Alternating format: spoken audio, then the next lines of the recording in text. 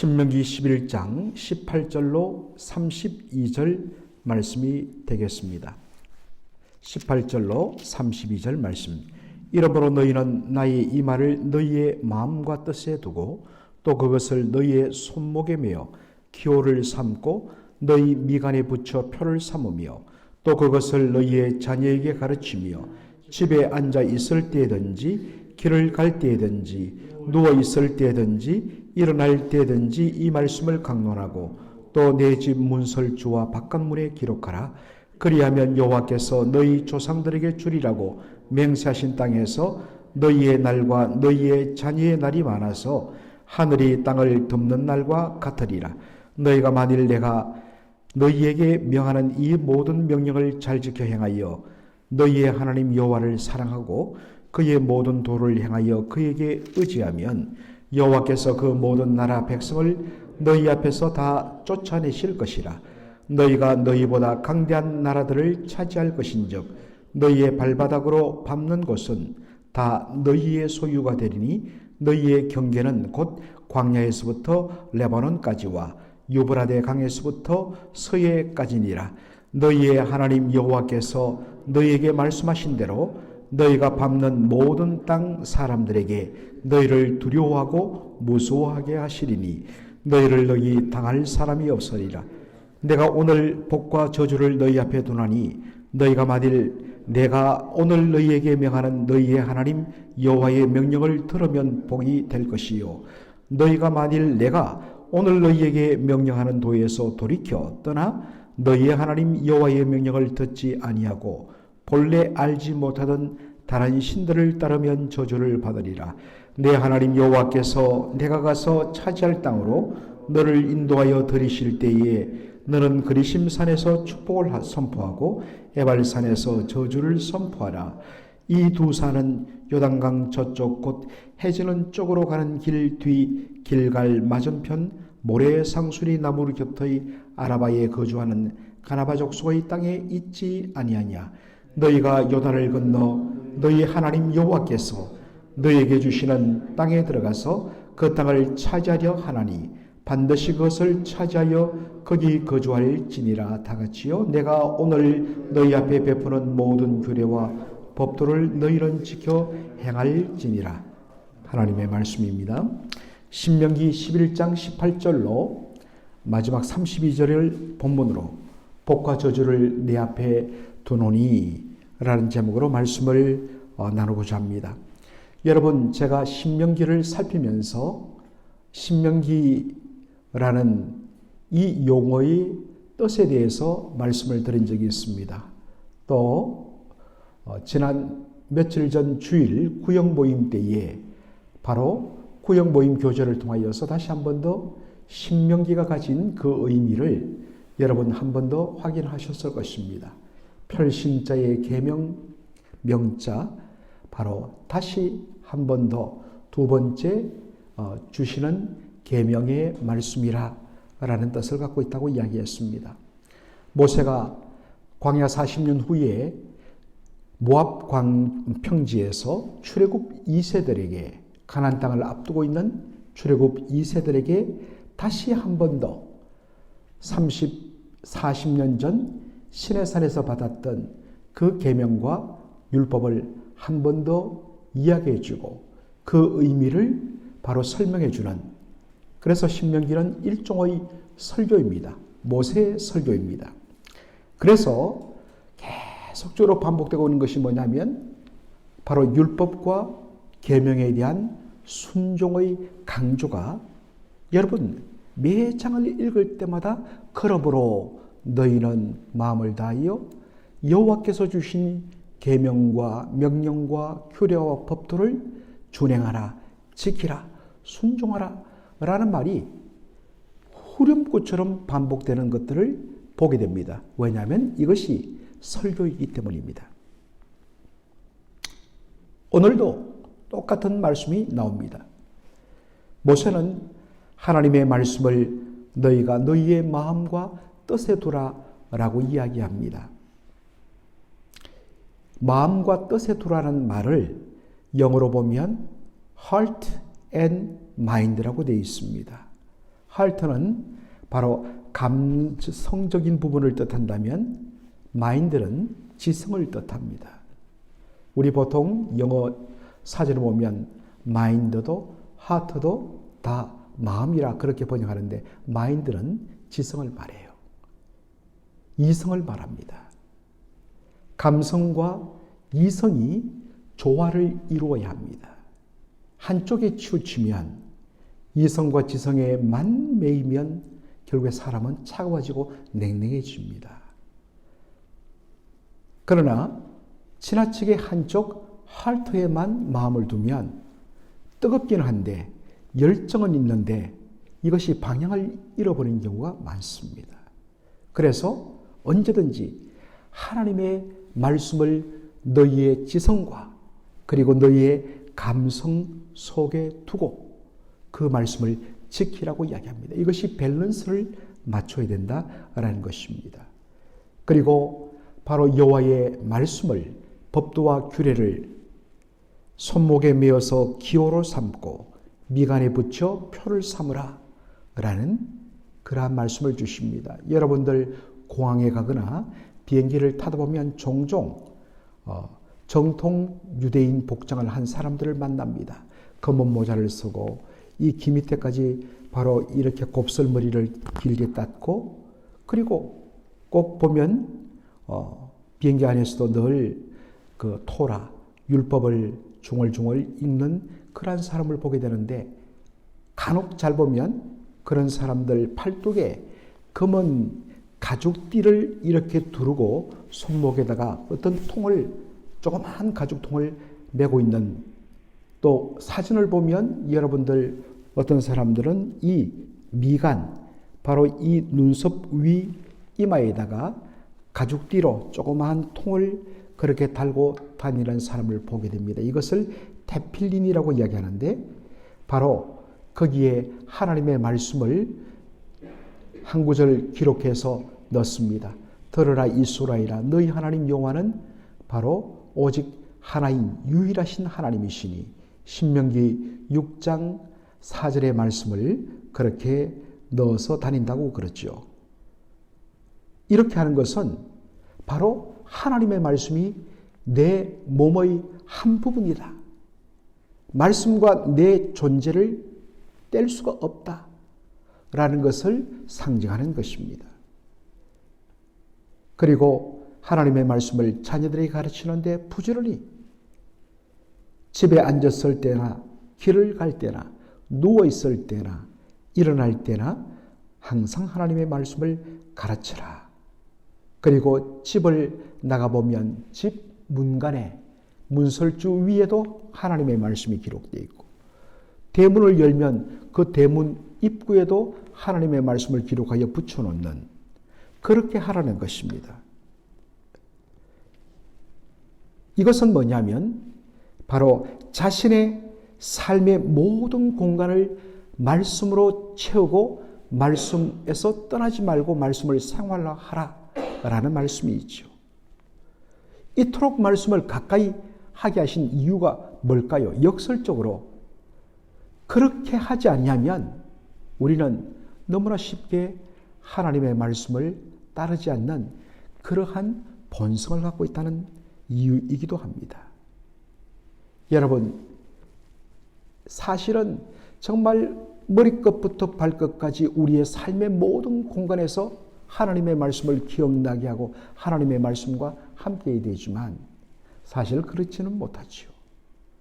최소한 적어도 하루에 성경 한 장, 아니 매일 성경에 나오는 그 본문이라도 말씀을 묵상하고 그 말씀을 따라 기도하는 최소한의 말씀을 바로 사랑하고 따르는 그러한 삶은 요구되는데 사실은 대부분의 성도들은 주일날 예배당에서 성경 한번 보는 것으로 어떤 의미에서는 신앙생활을 다하는 그런 종교적인 의식적인 어떤 면에서는 그리스도인들, 사실 은밀한 의미에서 그리스도인이라 할 수가 없지요.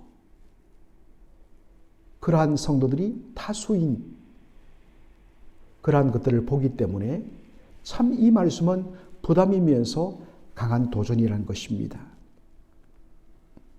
왜 이렇게 하나님의 말씀을 철두철미하게 순종해야 되는가? 이렇게 하지 않으면 하나님께서 바로 심판하시고 저주를 내리기 때문에 두려워서 예수 믿는 사람들이 있어요. 이건 참 하나님을 잘못하는 거지요. 내가 이거 지키지 않으면 하나님 나 심판하실 거야. 우리 하나님 그런 분 아니세요. 여러분 삶을 돌아보십시오. 엉터리로 살았다고 해서 여러분 하나님께서 일일이 여러분 다 건드리셨다면 우리 남을 나눌 수가 없어요. 숨을 쉴 수가 없어요.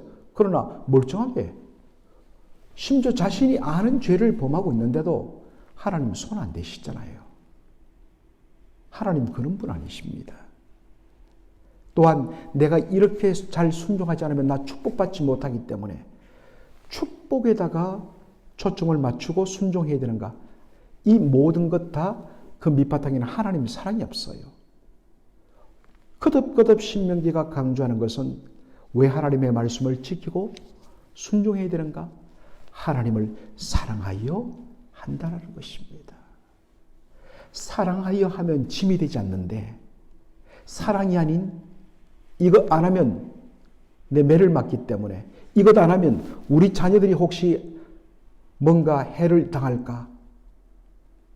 아니면 이것 해야만이 하나님께서 나에게 복을 주실 것이기 때문에 아니에요. 다 어떤 의미에서는 이방 종교의 모습입니다. 하나님의 백성이 하나님의 말씀을 사랑하고 지켜야 될 유일한 이유는 뭐냐면 여호와 하나님에 대한 사랑 때문이란 것입니다.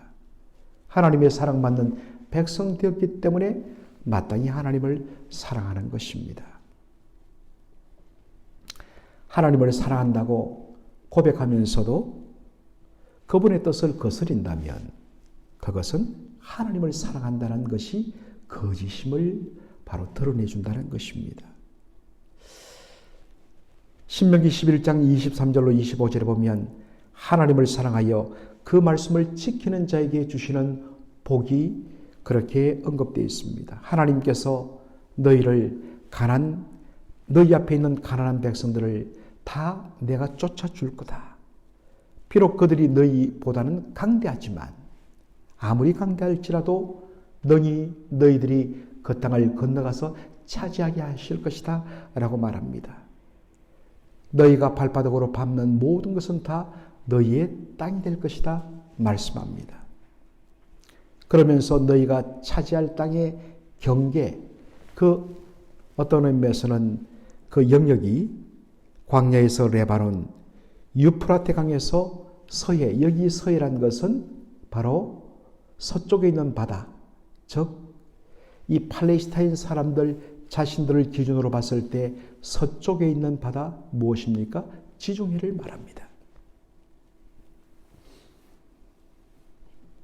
이 말씀은 사실 여호수아 1장에 보면 나와 있는 말씀입니다. 그대로 나와 있습니다. 그러면서 여호수아 1장도 바로 여호수아에게 하나님께서 말씀하세요. 네가 건너가기만 하면 믿음으로 밟는 모든 땅을 너희에게 주되 너희가 차지할 땅의 경계는 이러하다라고 말합니다. 약속을 해 주십니다. 그런 다음에 너희는 마음에 두려워하지 말고 담대하라. 마음을 강하게 하라. 좌로나 우로나 치우치지 말고 오직 바로 하나님의 그 말씀대로 행하라 라고 말합니다. 그리고 여호수아 24장을 보면 바로 오늘날 나와 내 집은 여호와 하나님 말을 섬기겠다고 말하고 이스라엘 백성들에게 정말 다시 한 번 더 하나님 백성답게 살려면 말씀을 준행해야 된다라는 유언으로 끝나면서 바로 이스라엘 백성들이 하나님 말씀 앞에 하나님의 백성, 언약의 백성의 삶을 살겠다고 결단하는 언약 갱신으로 여호수아가 끝납니다. 보통 우리는 여호수아를 이해할 때 가나안 땅을 정복한 그리고 그 땅을 분배한 그 내용이 2장부터 22장까지 걸쳐져 있습니다.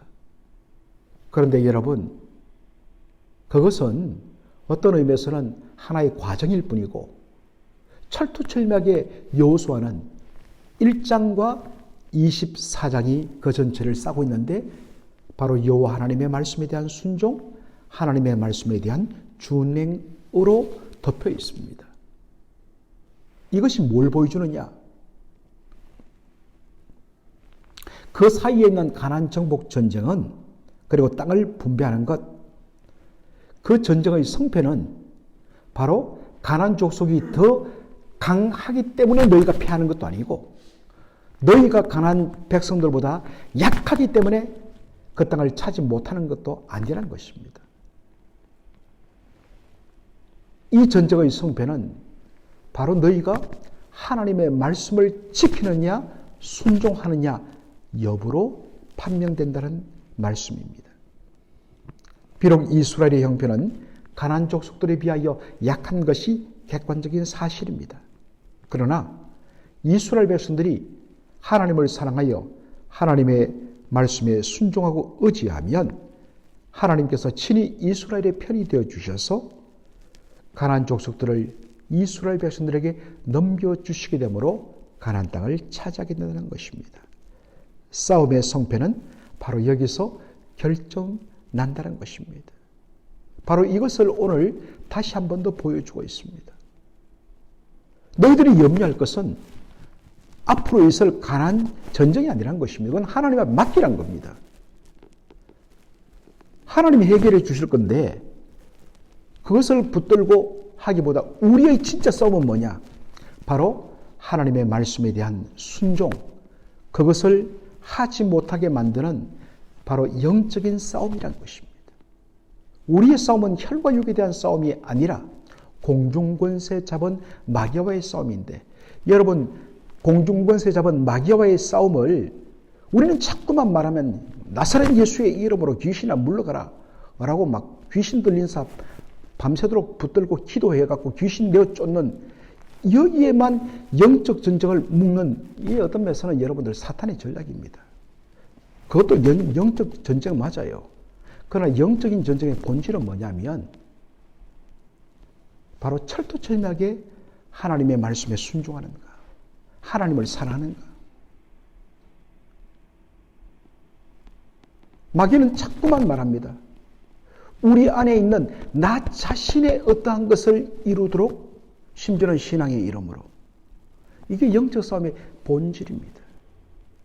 그래서 에베소서 6장 보면 끊임없는 영적 싸움, 공중권세 잡은 마귀와의 싸움. 마귀는 절대로 다른 모습으로 나타나는 것이 아니라 네 뜻대로 행하라.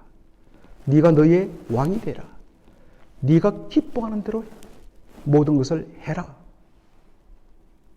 바로 거기에 우리의 마음이 초점 맞추도록 하는데, 바로 나를 죽이고 오직 내 안에 예수가 살고 하나님의 뜻이 드러나고 하나님의 영광이 드러나고 철두철미하게 내 자신이 거기에 처복종되는 말씀 앞에 굴복하는, 이게 영적 승리의 본질인 것입니다. 그것만 하면 그 다음 다른 싸움은 하나님이 해주시겠다는 겁니다. 그런데 우리는 열심을 내어서 다른 싸움은 열심히 잘합니다. 그런데 정작 바로 내 안에서 오직 여호와께서 나의 주가 되시고 나는 그분의 철두철미하게 순종하는 백성입니다 라고 자기를 그 앞에 무릎 꿇는 이 싸움에서 실패해버리는 것입니다. 그래서 성도도 교회도 그래서 위기에 처하고 어려움에 처하게 된다는 것입니다. 싸움의 성패는 여기에서 결정됩니다. 이건 놓치면 안 돼요. 하나님께서는 말씀하십니다. 오늘 내가 너희 앞에 복과 저주를 둔다 라고 말합니다. 너희가 만일 오늘 너에게 주시는 이 말씀을 순종하면 복을 받을 것이요. 그러나 만일 오늘 너희에게 주시는 이 말씀에서 너희가 돌았으면 저주를 받게 될 것이다. 여러분, 이 짧은 말씀에서 오늘이란 단어가 3번 반복돼요.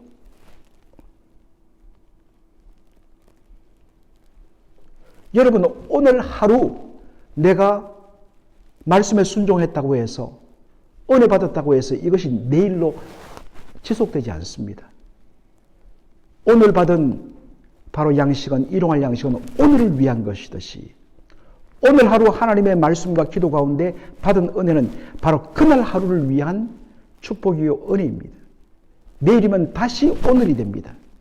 그리고 매일 바로 첫 시간에 하나님의 말씀 따를 것인가 아니면 내 뜻을 따를 것인가에 따라서 축복과 저주가 결정난다는 것입니다.